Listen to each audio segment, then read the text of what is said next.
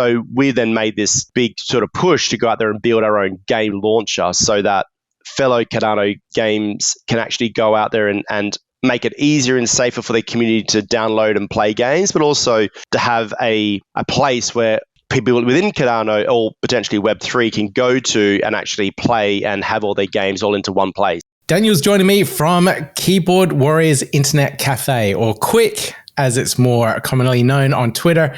And he's going to go through the project, give us some updates, learn about the project itself, what it's all about, and some exciting metaverse stuff that's coming up. So I really love this one. Daniel, welcome to the podcast. Thank you. Thanks, Pete. Thanks for the invitation. Obviously, I've been a big fan from afar. It's great to see fellow Aussies actually doing really cool stuff on Cardano. So obviously, I've seen you talking about Cardano. I've seen you talk about NFTs. So I thought, it's definitely a person that I wanted to jump on and have a chat with. I know we've spoken multiple times, face to face and over the phone. So yeah, it's great to finally be here. Yeah, I think I met you in person about a year ago now, just over a year ago in Sydney. You were running an event where you were talking all things Cardano, and it was actually I actually probably learned more in that hour about Cardano than I probably have in that previous year. So it was actually very informative. Oh, good. I should do that more often. Like, they have asked me to come down again, but I don't know, the schedules and stuff. There's so much going on at the moment. It's just really, really hard to do. But you did mention your project, and we did talk about this. You were trying to get some ideas on how you can grow the project and, include yourself in the Cardano ecosystem. And, oh boy, you did. You went ahead and grew your project, and you're properly integrated into all aspects of the Cardano ecosystem at the moment. Let's get an idea of what it is. Explain to the audience exactly what Keyboard Warriors Internet Cafe is, and how you're involved at the moment. Yeah, cool. Appreciate that intro. So I think when I explain to everyone, I think the Keyboard Warriors Internet Cafe, there's two parts. There's the Keyboard Warriors, which is like the all things, this whole storyline around this keyboard warriors are fighting against these internet trolls. The keyboard warriors are probably everyday people. Internet trolls are probably tarnish the reputation of a keyboard warrior. We've got this artist named Jess Rye, who is a pretty massive mainstream artist here in Australia. He's got close to 30,000 followers on Instagram. He does collaborations with biggest brands globally like Adidas and TikTok and Converse.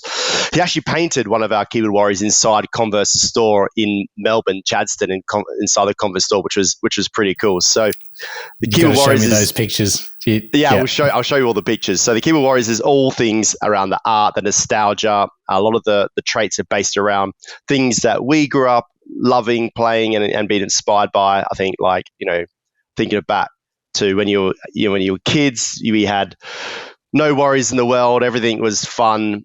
Hanging out, playing games with my brothers and friends was like probably the most free that I probably have been. I think the older you get, the more responsibilities, the more serious life becomes, and then those senses of freedoms are very few and far between. So I think that was the art part, was the nostalgia-ness, and was just bringing a bit of fun back into the name Keyboard Warriors and what it sort of means for people that and how people can conduct themselves online, right? Like the Keyboard Warriors, for us, it's not just about how you conduct yourself to your close friends, but how do you conduct yourself to like-minded people? And I think the community piece and just having this sort of open-minded sort of way of thinking and going, hey, I don't know who you are, but you're on the other side of the world. Come into our Discord and let's have a chat about all things that we can, we relate to. And it's about building this community and this sort of likeliness and this conversation around we can be keyboard warriors and actually not be dicks, right? We can actually be really good people. So that was the first part of it. The second part is the Internet Cafe, and I think the initial conversation that we had just before a mint, we built a better version of our game. It was to build these internet cafes and to be able to put them inside lots of different metaverses. So we've got partnerships with Boss Planet. We've already built a voxel internet cafe that's already ready to go. We've got a partnership with Clay Nation. We've already got a Clay internet cafe ready to go. We're going to build these unique experiences inside multiple different metaverses, but I think we made a massive pivot very early on. After Mint, this was when we probably realized that if we were to wait for a lot of these other metaverses to be ready, that we probably weren't actually going to be able to maybe bring the finished product for maybe 1 or 2 years. So we made a massive pivot to go out there and just try to define what we are. And I think we're not a metaverse project. I know that it seems like we are, but we feel that we're probably more of an MMORPG type game. We're a gaming project with an MMORPG game with like Web3 functionalities, right? With like with the tokenomics and all these other parts that you can you can put inside that game function. So we made the big decision to go out there and build our own MMORPG game, which we already had the foundation part. We hired game devs, 3D artists, environment builders, and we made that decision to make that hard pivot, which, as you can appreciate, hiring those types of people does cost tens of thousands of dollars per month, not per year. and the reason why we made that decision is because I think like what we're trying to build and what we're trying to grow, like we felt like no one had done it to the level that we wanted to do it. We know that I saw the CEO of Sega talk about Web3 gaming being so boring, and the reason being is because he reckons it's just not fun. And I think that the mindset that we took in is like, hey, we want to bring the F back into gaming, but at the same time, we want to be able to have these Web3 utilities and things that we all love about, like NFTs and tokens and cryptocurrency, and like how can we like have it all together where it's not just this whole play to earn or a play to own mentality, but also there's this actual fun experience that people can enjoy and be a part of something. So we made that big decision to then go out there and build our own game. We obviously realized very early on that the technology, in order for us to be able to build the game that we needed, probably wasn't quite there in the Web3 parts. So we then, while we were building our own game, and our game is live right now, currently in beta, that we realized that we needed a platform to be able to actually have our game on. Because think about gaming right now, especially with the Web3, it's like, well, for you to then download a game, you then download a file, it's on your computer. You don't really know the source of these files. It could get corrupted, and every time there was an update with the game, and some games are making updates daily, that you then need to like delete that old file, re-download a new file, and it was just so many like headaches.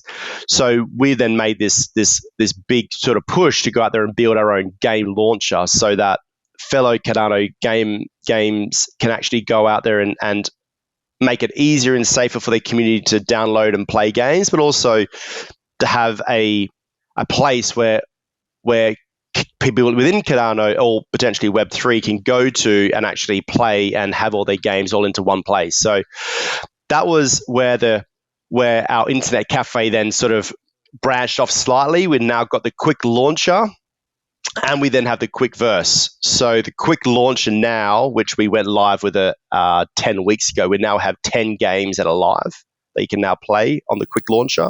Our goal was to have, which is pretty cool. The goal was to have it by 10 by the end of the year, but we got 10 literally 2 weeks ago, which is pretty amazing. So you can jump onto the KWIC launcher. You can obviously jump into the KWIC first, which is our game. Plus, you can go on another 9 other games. So that's in a very quick nutshell what we've been up to. Okay. How the hell did I miss all of those game launcher and game integration updates? I was still like, 10 weeks behind all these updates. Okay. So this is interesting. So this is really cool. You definitely did pivot. And I think one of those, that experience of downloading games, I have experienced this before. Other games, you have to download a zip file. You get these massive executables. I've got some on my hard drive right here, and I probably should delete them. And you're right. Game devs do update nightly, weekly, whatever it is, and I have to manage that update. And I thought that was a really big barrier myself. And I always wondered why game developers didn't just use something that's already pre-existing, like Steam, or there's another independent one. I can't remember. There was another game developer that was using it. But I thought those platforms were really good because it actually let you tap into existing ecosystems and users as well. How come you went for your own launcher and own platform as opposed to using something else that was already existing? It is such a great question. The big reason why places like Steam are very crypto unfriendly. You can't have tokenomics plugged into your game through those platforms like Steam. So we realized very early on is that if we wanted to be able to do lots of like cool things within our game and interesting things, that we weren't able to use a traditional launch platform. So we then realized that, well, in order for us to be able to have these Web3 functionalities, we're going to need to actually go out there and build our own launcher, which ended up being a lot more challenging than we probably initially thought, because to have a launcher, it's not like, well, people don't really think about this, but it's not about, you can only build Microsoft on Microsoft, or you can actually build Microsoft on Mac, but you can't build Mac compatible on Microsoft. You actually need a Mac computer. So it's like, first you got to make them compatible to like Microsoft and Mac, and then you also need to make sure it's compatible to multiple game engines, right? Like, so we've got Unity, we've got Unreal Engine. There's a whole bunch of other like game sort of engines that you then need to like make it compatible with. So probably a lot of people don't go out there and do that is because there is a lot of work to get a launcher up to date. And obviously, if you're already spending a lot of resources building your game, sometimes or quite often you don't want to then go out there and spend that same amount of resource to go out there and build your own launcher. So we obviously, our big mission is to actually be that Web3 version of Steam, starting off with Cardano, then eventually crossing into multiple different ecosystems.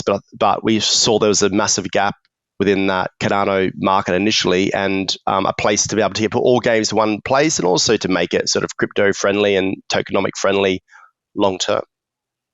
Yeah, I think you're probably hitting a really good sore point or issue in the market. So this is something that's really needed. I don't know so much in the other blockchain spaces. I'm not too heavily researched into other ones, but do you see opportunities on other blockchains like Solana, Ethereum, or other gaming platforms as well? Yeah, 100%. Like, we've already been approached and having conversations with some really big gaming projects, and a lot of people like either interested in just having a place where Web3 friendly games are all on to get multiple eyes from a marketing, from a getting attention from multiple people that are already interested in those types of games. And then the flip side, just from the technology point, because we've got like fiat on-ramps through the launcher, like people can do lots of different things, which then it's already things already pre-built. They don't need to go out there and do it all themselves, which, Yeah, that's pretty interesting what you can actually do in the launcher itself. So now you're not just thinking about the development compatibility, but then all these on-ramps. That's really cool. I didn't even think of that. So now you'd be looking at integrating with particular payment gateways, crypto payment gateways. Correct. Wow, okay. Also, pre-selling of your game. If you got a game you want to launch, they can do pre-sales. You can also then, a launch pad. All right. Okay. Wow. All right. This is really interesting. You could do it in the game launcher itself or via the website. Opens up so many opportunities. This is great. Good pivot. It was, look, it's funny, right? Like, if you'd asked me a year ago if this is the pivot that we thought that we'd be doing, I would say no. But if you actually think about the journey, it made sense. Yeah, it totally makes sense. That's really cool. So you got 10 games in there at the moment. You must have quite a few more in the pipeline. Now, these games, were they from the Cardano community? Were they example games that you built up? Like, what are you seeing as the uptake of the launcher at the moment? Yeah, great idea. So like Future Fest, for example, I know it's a gaming project that you're very familiar with. So they are on the launcher.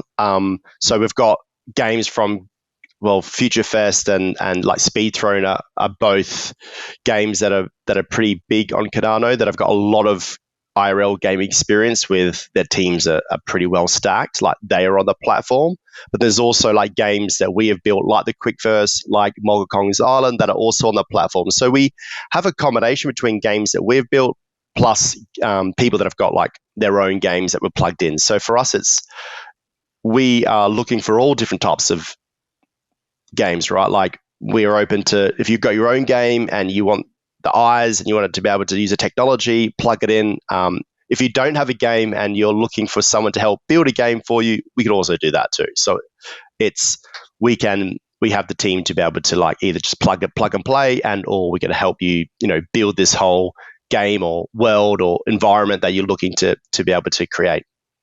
That's brilliant. I'll put links in the show notes so people can contact you guys and work out how to get involved and have their game through the platform.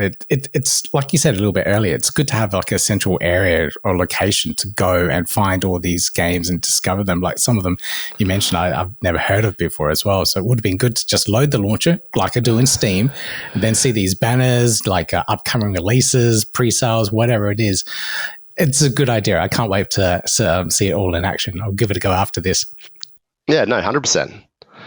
Okay. So in terms of people getting on board and having their game built or something like that, I know you guys built out our 3D Wapu, which I'm so appreciative of. I don't have the skills to do that. It looks absolutely fantastic. I'll put it on screen so everyone can see.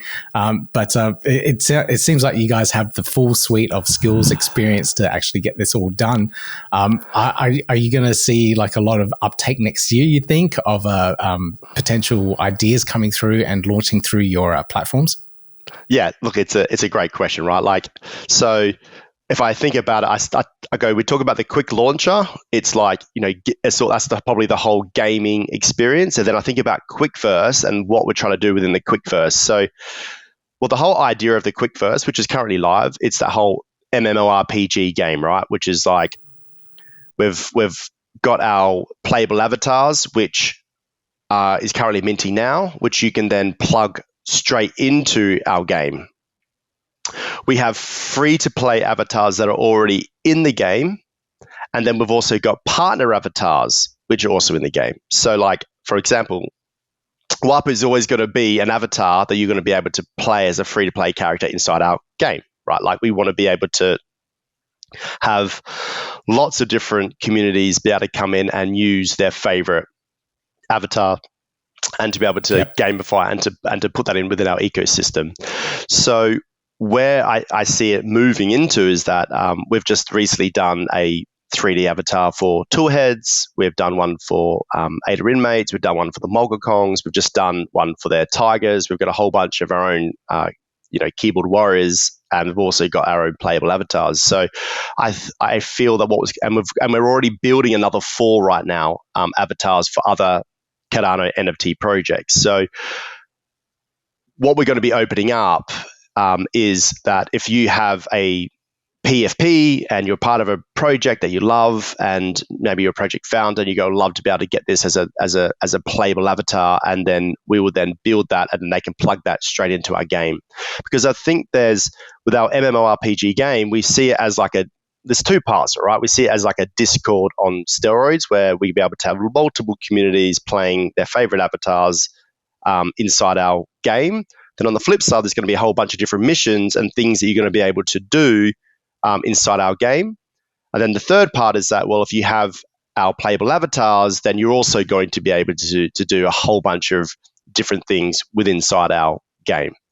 So it's quite multifaceted, but like I think when we went out there and released our token, and it took us a while to build out the economies around the token, but we had to like combat like what inflation was going to look like in the next sort of like 3 to 5 years, like what are all the things that we're going to be able to do. And our token is a utility token. It's to empower the game. It's to run the game engine. It's to be able to do things like we have a forge, and you're going to be able to go out there and get items like a hoverboard, because you're going to need a hoverboard to travel around the environment because it's massive, right? Like, we've got our store, like our Quickie Mart, which you're going to need to go into, like, update clothing, like you get like, different shoes and wearables. And then, we've got, you can update your metadata within inside our ecosystem to be able to level up your playable avatars, which helps you with getting a multiplier when you pair it with your OG KWIC to get more tokens. So the game part for us, because we do love this whole mentality around like this whole like play to own, which is like, I spent a lot of time gaming as a kid, but like I never really ever owned any of the assets that I built. And like I think like we want to be able to like change the way that people are doing it with Web3, which is you spend all this time like playing games and like upgrading your NFT or your asset. Like you want to be able to like you own that to be able to do as you please. If it's trade, if it's to keep, if it's to if you want to sell it, like it's completely up to your choice. So it's And we know everyone talks about this whole mentality around play to earn. Well, I think play to earn is important to be able to have as a functionality, but it can't be the functionality of why people are coming to your game, nor the upgrading of the avatar. Like you do need to make it an experience where like that's why we want to have multiple communities with different avatars. So there's still that social engagement people can still have.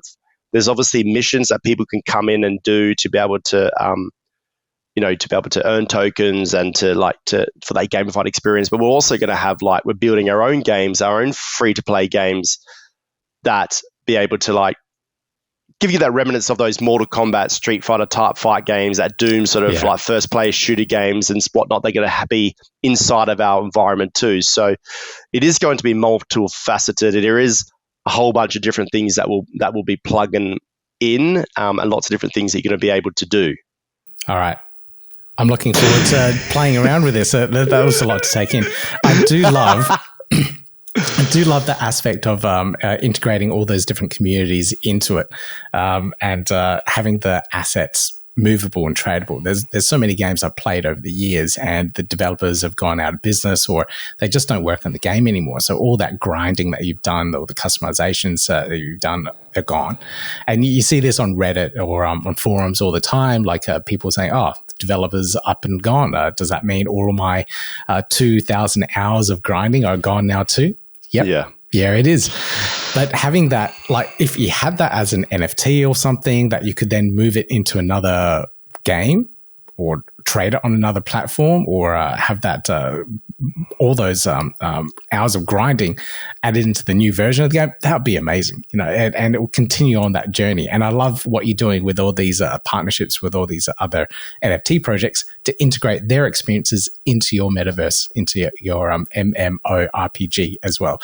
So that's just a brilliant idea, a really good way of engaging the Cardano ecosystem and community and expanding it further to other ecosystems too. Absolutely brilliant. Yeah, no, thank you. Appreciate that. It is a big play.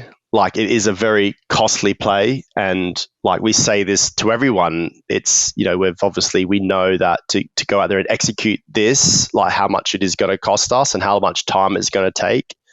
And, we know where the market conditions are. But but I think it's irrelevant, right? We all know the future of where NFTs are going to go, the future of digital ownership. It's not changing. It's not going anywhere.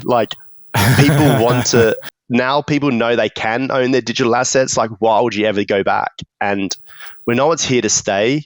We know that what an NFT looks like today is going to be very different to what it looks like tomorrow. But we know it's here. It's here for good. Digital ownership isn't going anywhere, and we want to be part of the forefront of that. We want to keep building and developing on that, and to be able to, we know that the community part is the critical part, right? Building things that people want to be a part of. And you're at still at the very early stages of it.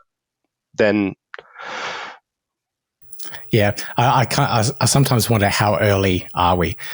Yeah, is it next year a mass adoption, next month mass adoption? Are we building way too early? Do we have enough money and revenue for burn rate between now and then when more people come into the ecosystem? And that kind of leads me on to the next question as well. How are you funding the development of all this and everything around it? I know.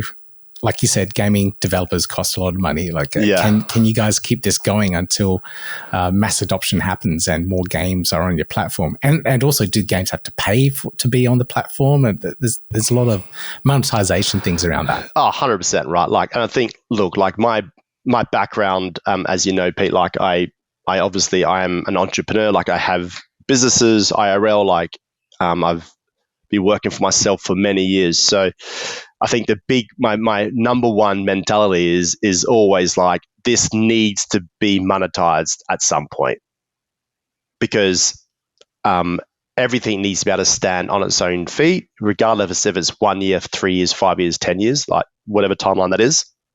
Everything needs to be able to stand on its own feet. Obviously, the whole purpose of having the game, the launcher there, would be everyone inevitably then paying a part of being a part of that launcher. Obviously, with having the back end tech, whatnot, you'd be able to take like a percentage of, the transactions, whatever else, which would give it that recurring sort of revenue, which is from the payment gateways and whatnot. So there's definitely like there's inbuilt sort of mechanisms in there to be able to like reward the long term and keep the ball rolling. The big thing for us is we're at the moment now we're fully funding it ourselves. It does cost us significant amount on a monthly basis. I've worked out that regardless of what happens over the next sort of 1-2 years, is that where we want to be able to do all the things that we have said we're going to do, not just from the roadmap, right? Like our phase 2 roadmap will be completed this year, but we want to be able to do everything that I've just articulated to yourself from a game launch, apart from to be able to do all the different parts within our side of game, build all the different mechanisms. So I think this is for us, like by the end of this year, it'll be functioning. By the midway through next year, we think it's going to be at a good level, but I still think we're like 2 years away from being it to where we want it to be to. So in my head, I've already gone through, well, I'm going to need to fund this for another 2 years. And I look at it as this. The way I'm looking at it now is that when you initially sold the NFT, right, I was always like, you sold the NFTs, you then go out there and put that money back into your project, right? And we're probably at the stage now where it's like, well, you're going to need to like execute and go out there and build it, and then find revenue streams, because you're just not like we are not at the stage we can't release any more NFTs because we just can't do it. So now it's like, well, we're going to need to like fund it. We need to get it to where we would want to get it to, which is all the different vision and stuff that we painted it. We've already earmarked lots of different revenue channels that we feel like we can build it onto. And for us, it's like, look, and don't get me wrong, we are making money right now. Not from NFT sales, but we are building games, which we do get paid for. We are like building 3D assets for people. Like we do have IRL businesses, our dev team go out there and build like experiences for as well. So we're working with a retail store that are like building like a web, not a Web3, but like a gamified shop front. So we are doing things that is keeping revenue coming in, while we're still like building onto the grand idea of what we're trying to create. And I think you guys with the launcher here definitely have something in the cards that people, developers, other projects can definitely take advantage of and be a part of to start building something absolutely awesome for the gaming community and Web3 community in general.